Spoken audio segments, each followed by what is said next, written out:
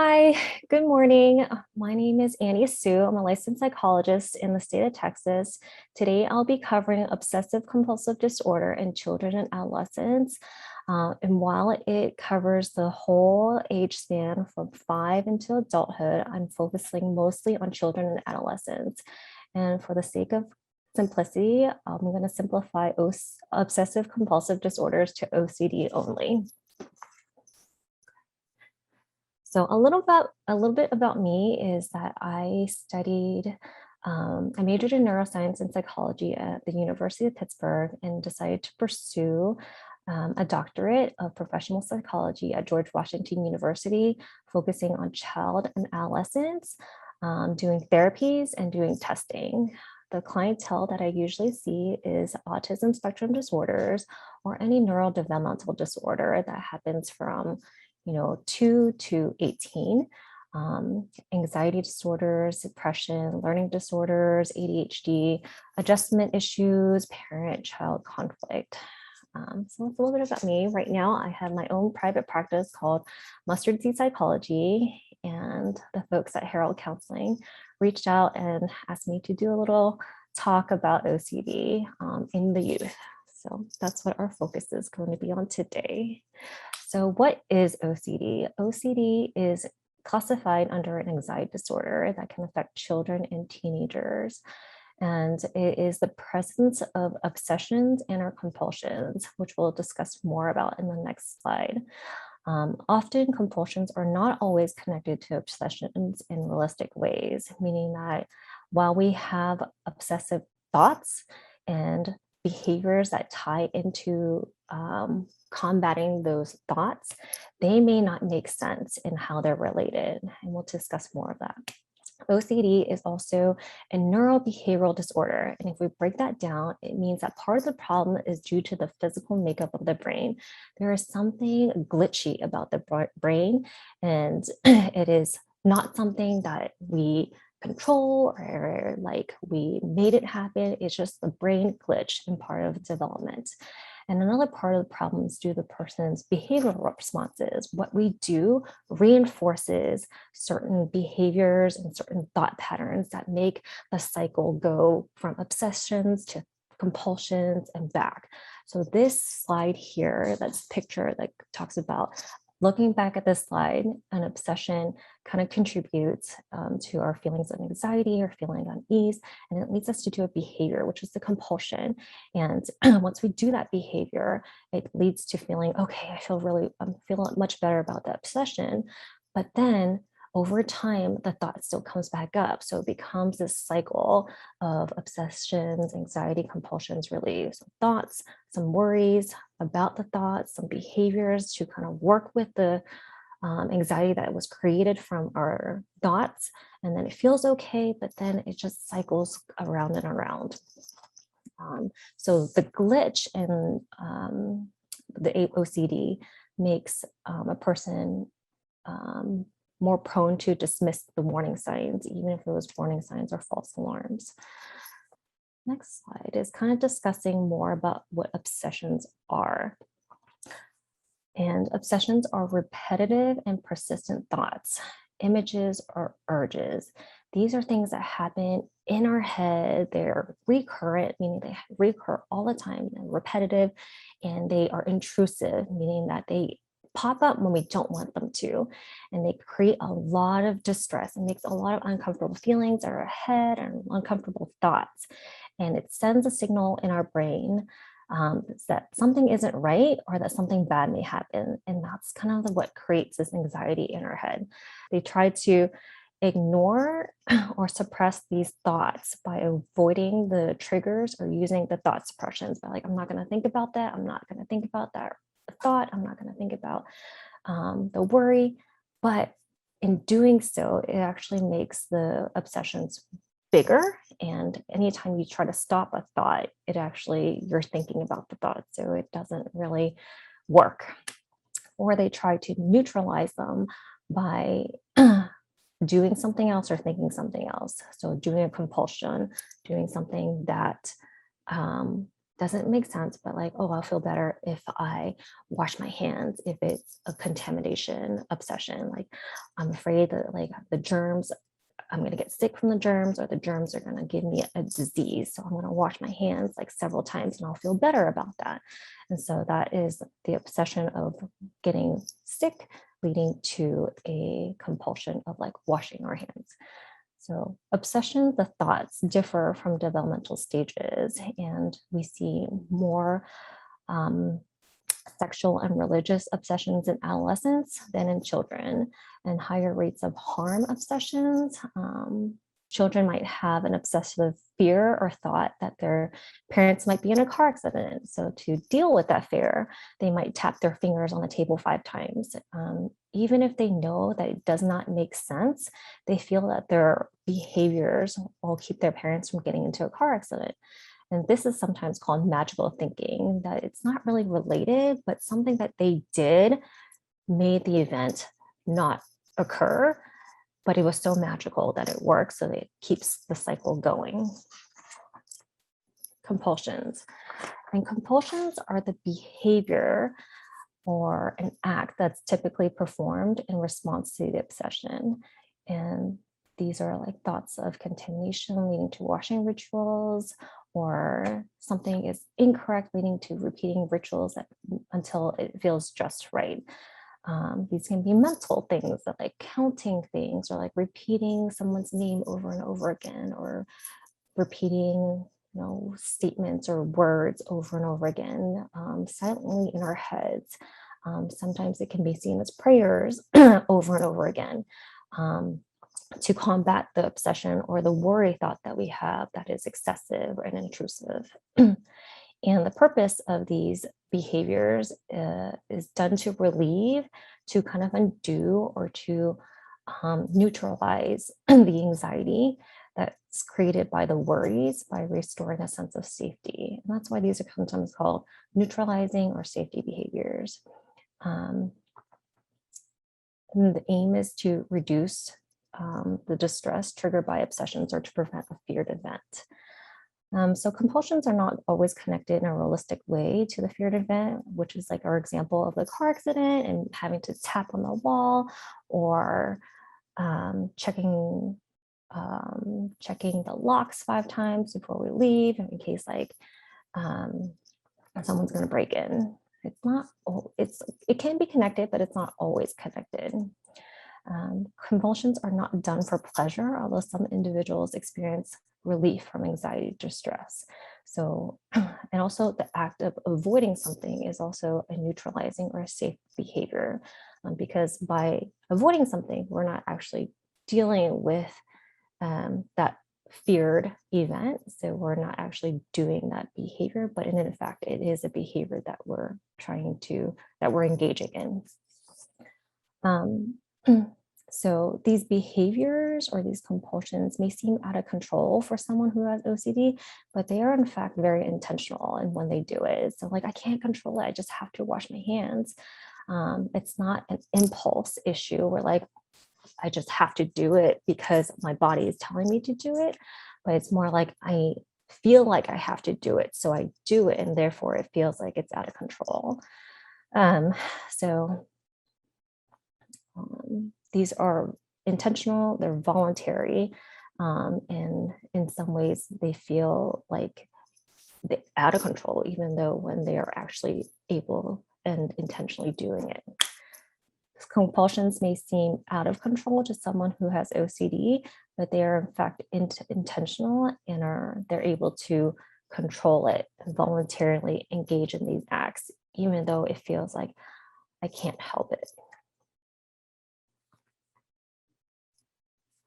So this is the Diagnostic Statistical Manual of Mental Disorders, 5th edition. And this is like the psychologist's Bible for diagnostic criteria in order to meet quote unquote OCD classifications. And it goes through what obsessions are and compulsions are. And I want to focus on criterion B, which is the obsessions or compulsions are time consuming and they cause clinically significant distress or impairment in social, occupational, or other important areas of functioning.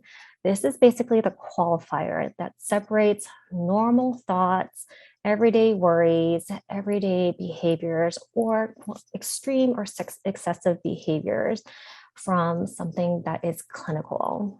OCD takes up a lot of time and a lot of energy, and impacts kids' functioning. So these are the kids who struggle to complete tasks or take hours on end. If they're washing their hands, if they're working on homework and they're erasing, redoing, erasing again, trying to perfect something, or if they have to check everything in the house a couple of times, if they have to walk a certain way, redo it, rewalk a certain way, this is when it's impacting areas of functioning, whether it's at home, whether it's at school, whether it's having fun, or whether it's like in their work if they're teenagers. And this causes distress. They're feeling uncomfortable. They're feeling like they can't be themselves. They're feeling a little bit out of control of like what feels quote unquote normal or typical compared to most kids their age. And criterion C is basically saying that they're not due to other like drug-induced reasons or another medical condition that might explain why OCD symptoms are happening. And it's not because of another mental disorder or diagnosis. So kids with OCD usually experience both obsessions and compulsions, and they use the compulsions to control anxiety that the obsessions cause. And most of the time, families come in with concerns about what they see as their behaviors.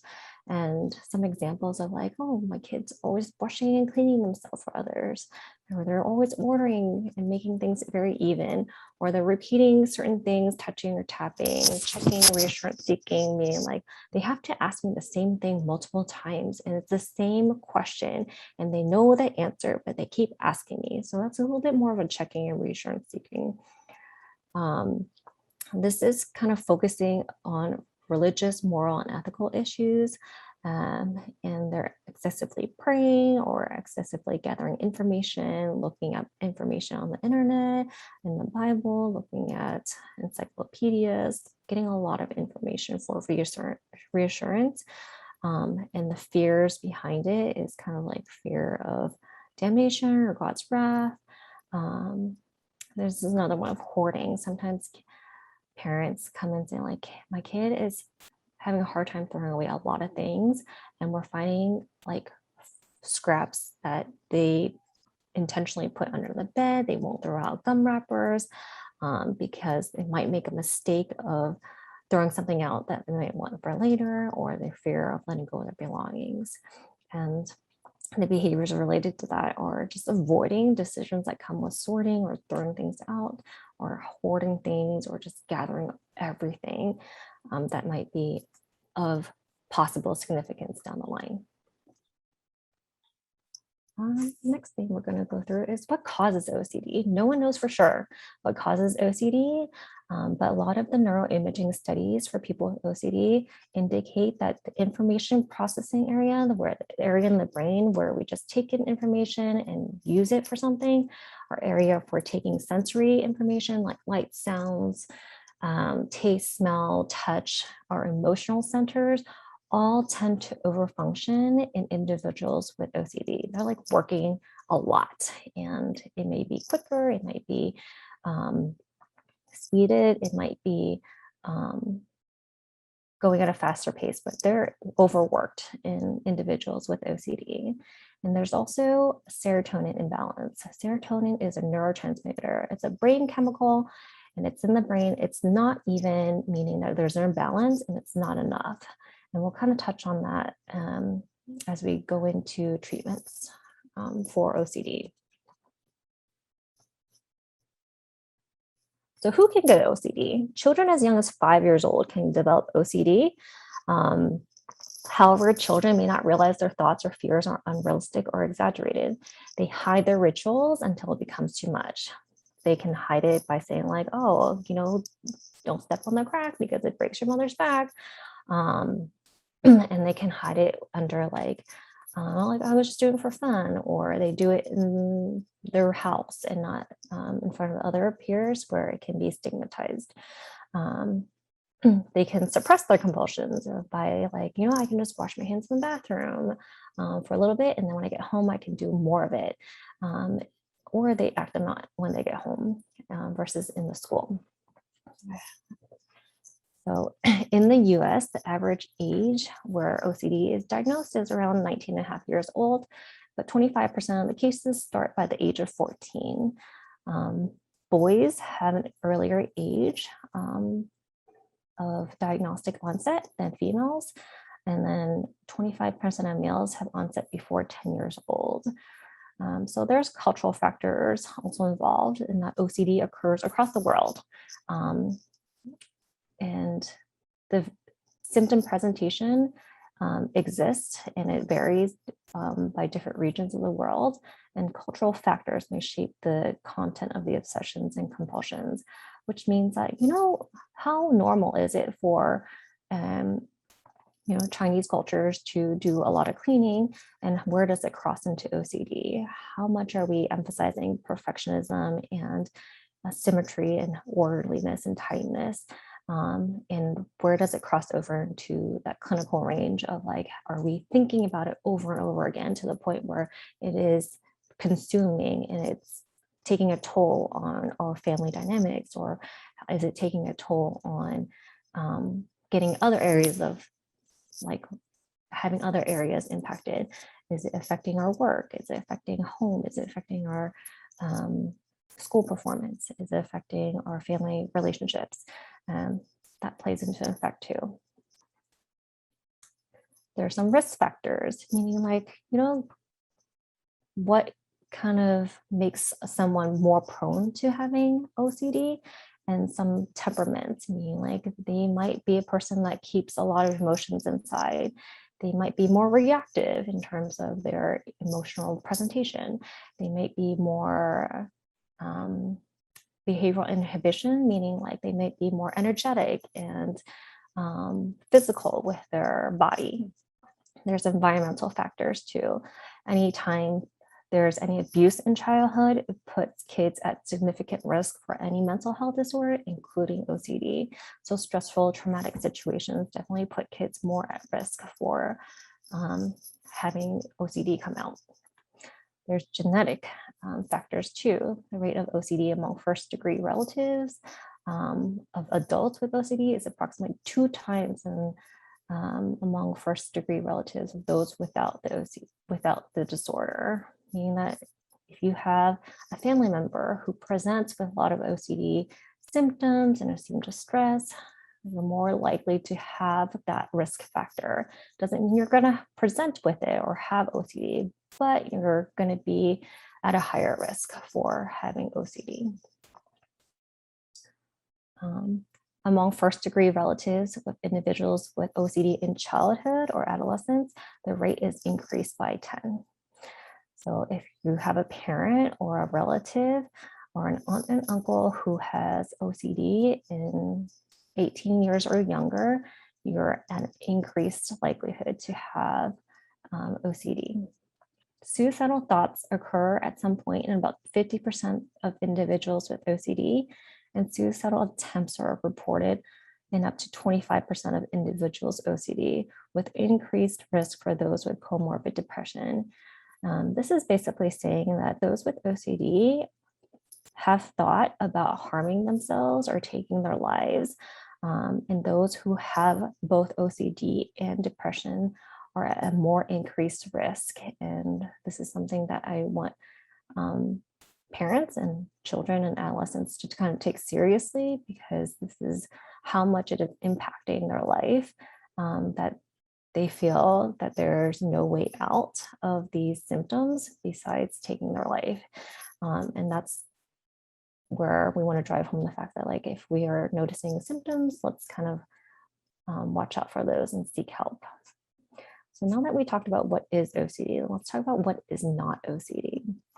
A lot of childhood rituals and normal avoidance is typical with a whole range of childhood development. So bedtime routines is pretty regimented, pretty routine, and times of separation from parents, like having a routine where we hug each other, we kiss each other, and then we say goodbye.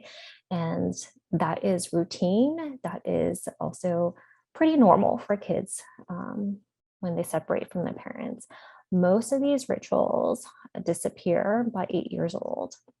So children with OCD believe that the rituals and avoidance are truly necessary to prevent anxiety and possibly danger.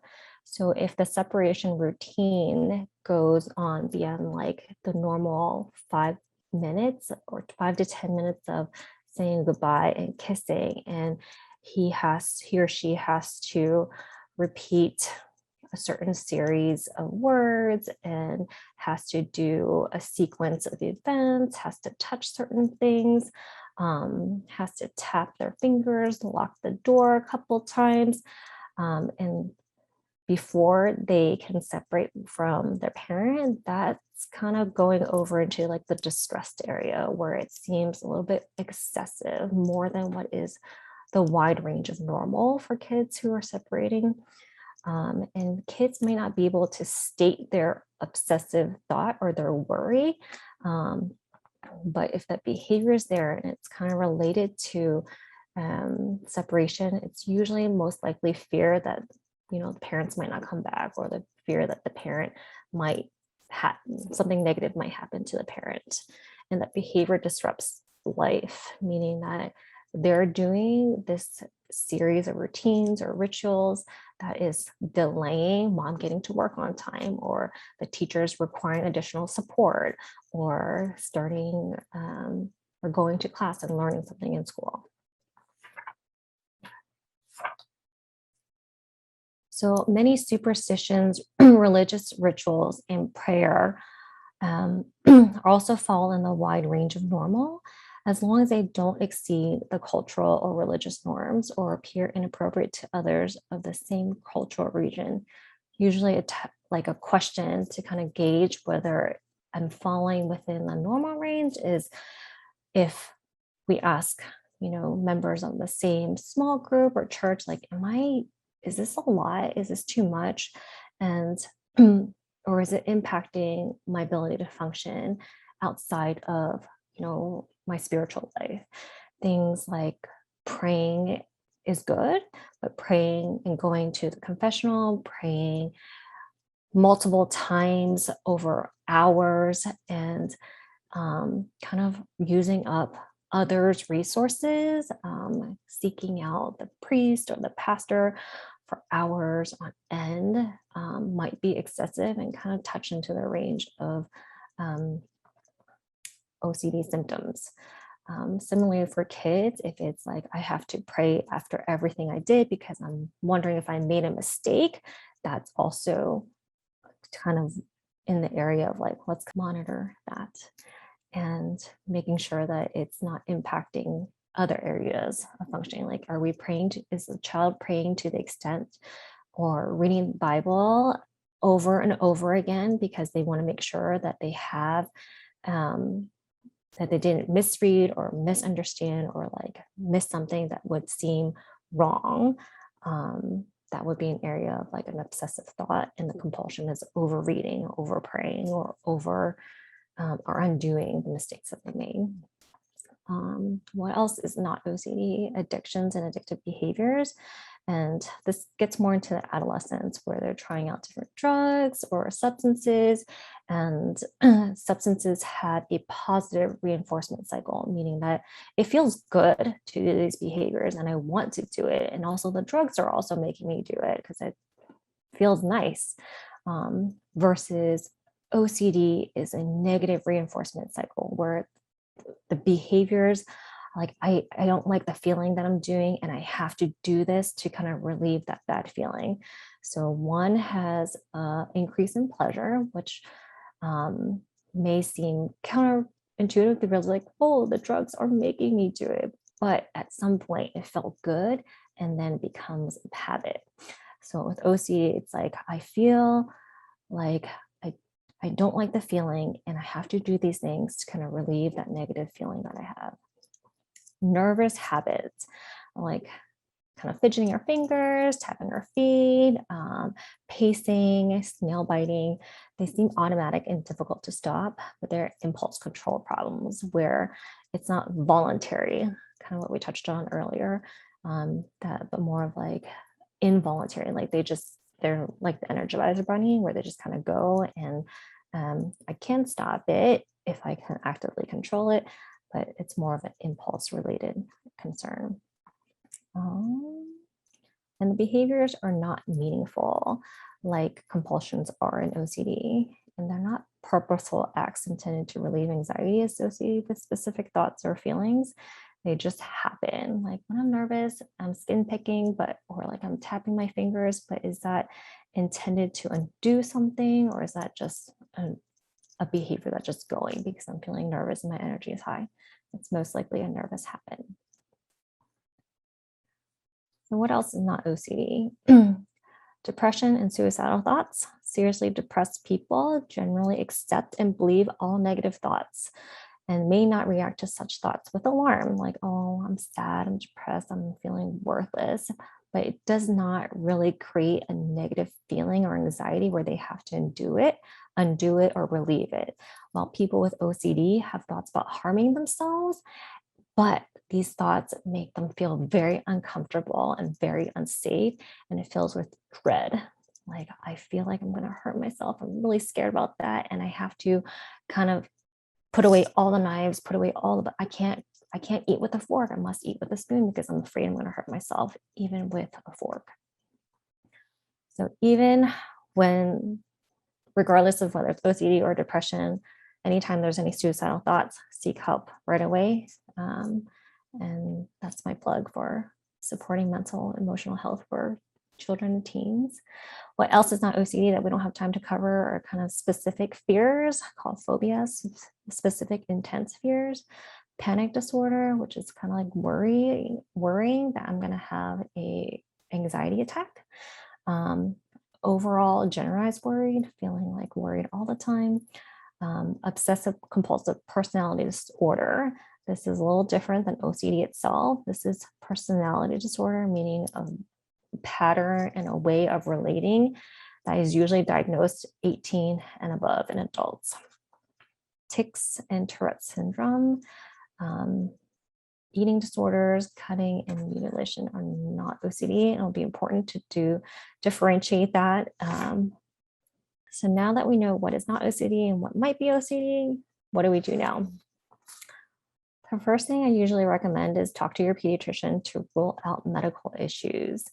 At some point, we kind of ask ourselves, like, this is impacting my kid's functioning.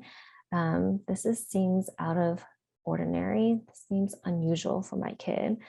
And comparing it to the wide range of normal, comparing it to kids in school, comparing it to cousins or relatives, comparing it to kids that you see at the park, comparing it to your church group, comparing it to your friends' kids. What seems a little bit more and seems a little bit unusual, and the kid seems a little bit distressed. That's when we talk to the pediatrician to rule out medical issues. The first thing to do is to talk to the pediatrician to rule out any medical issues that might be of concern. They're going to do a full workup, probably a blood test to make sure nothing is related to the illness. They're going to ask about strep throat and any recent infections, as there's one medical disorder called PANDAS. I won't get into, but they're going to make sure it's not related to PANDAS.